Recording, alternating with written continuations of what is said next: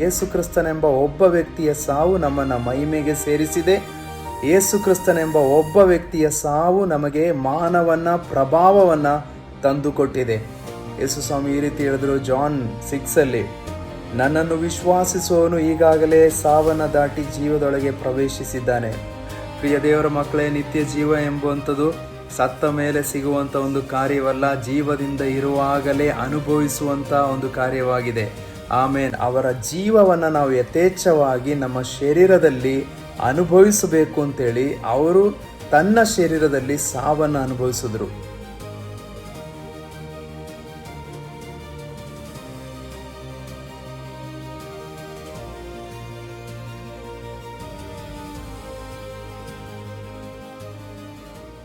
ಯೇಸು ಕ್ರಿಸ್ತರ ಶಾಂತಿ, ಸಮಾಧಾನ ಹಾಗೂ ಅವರ ಕೃಪೆ ನಿಮ್ಮಲ್ಲಿ ಹೆಚ್ಚಾಗಿ ಅದು ನಿಮ್ಮ ಸುತ್ತಲಿರುವ ಜನರ ಜೀವಿತಗಳಿಗೆ ಅರಿಯಲಿ ಎಂಬುದಾಗಿ ನಾನು ನಿಮ್ಮನ್ನು ಆಶೀರ್ವದಿಸ್ತಾ ಇದ್ದೀನಿ.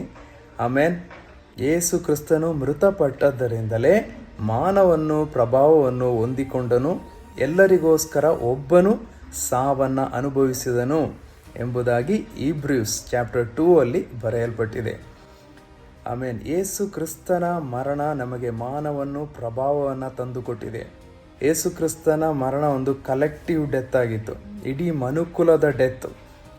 ಇಡೀ ಮನುಕುಲದ ಸಾವನ್ನು ಯೇಸು ಕ್ರಿಸ್ತರು ಸವಿದು ನೋಡಿದ್ದಾರೆ.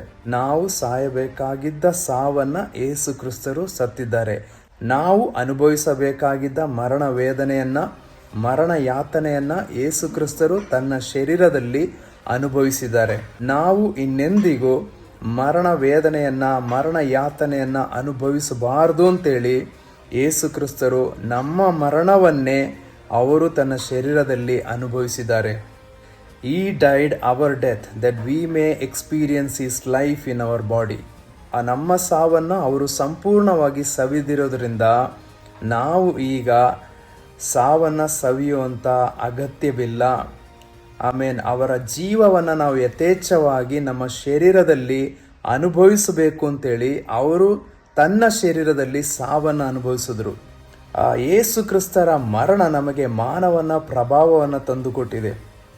ಯಾರಾದರೂ ತೀರೋದ್ರೆ ಅಥವಾ ಈ ಲೋಕದಿಂದ ಬೇರ್ಪಟ್ಟರೆ ನಾವು ಈ ರೀತಿ ಹೇಳೋದನ್ನ ಕೇಳಿರ್ಬೋದು, ಈಸ್ ಪ್ರಮೋಟೆಡ್ ಟು ಗ್ಲೋರಿ, ಅವರು ಮಹಿಮೆಗೆ ಸೇರಿದ್ರು ಅಂತ. ಆಮೇನ್. ಪ್ರಿಯ ದೇವರ ಮಕ್ಕಳೇ, ನಮ್ಮ ಸಾವಲ್ಲ ನಮ್ಮನ್ನು ಮಹಿಮೆಗೆ ಸೇರಿಸೋದು. ಯೇಸು ಕ್ರಿಸ್ತನ ಸಾವು ನಮ್ಮನ್ನು ಮಹಿಮೆಗೆ ಸೇರಿಸಿದೆ. ಯೇಸು ಕ್ರಿಸ್ತನೆಂಬ ಒಬ್ಬ ವ್ಯಕ್ತಿಯ ಸಾವು ನಮ್ಮನ್ನು ಮಹಿಮೆಗೆ ಸೇರಿಸಿದೆ. ಯೇಸು ಕ್ರಿಸ್ತನೆಂಬ ಒಬ್ಬ ವ್ಯಕ್ತಿಯ ಸಾವು ನಮಗೆ ಮಾನವನ ಪ್ರಭಾವವನ್ನು ತಂದುಕೊಟ್ಟಿದೆ. ಯೇಸು ಸ್ವಾಮಿ ಈ ರೀತಿ ಹೇಳಿದ್ರು ಜಾನ್ 6 ನನ್ನನ್ನು ವಿಶ್ವಾಸಿಸುವವನು ಈಗಾಗಲೇ ಸಾವನ್ನು ದಾಟಿ ಜೀವದೊಳಗೆ ಪ್ರವೇಶಿಸಿದ್ದಾನೆ. ಪ್ರಿಯ ದೇವರ ಮಕ್ಕಳೇ, ನಿತ್ಯ ಜೀವ ಎಂಬುವಂಥದ್ದು ಸತ್ತ ಮೇಲೆ ಸಿಗುವಂಥ ಒಂದು ಕಾರ್ಯವಲ್ಲ, ಜೀವದಿಂದ ಇರುವಾಗಲೇ ಅನುಭವಿಸುವಂಥ ಒಂದು ಕಾರ್ಯವಾಗಿದೆ. ಆಮೇನ್. ಆಮೇನ್. ನಿತ್ಯ ಜೀವವನ್ನು ಹಾಗೂ ಮಾನ ಪ್ರಭಾವವನ್ನು ಹೊಂದಿಕೊಳ್ಳೋಕ್ಕೆ ಅಥವಾ ಆ ಒಂದು ರೆಲ್ಮ್ಗೆ ಸ್ಟೆಪ್ ಇನ್ ಆಗೋಕ್ಕೆ ಮರಣವಲ್ಲ ದಾರಿ, ಯೇಸು ಕ್ರಿಸ್ತರು ದಾರಿಯಾಗಿದ್ದಾರೆ.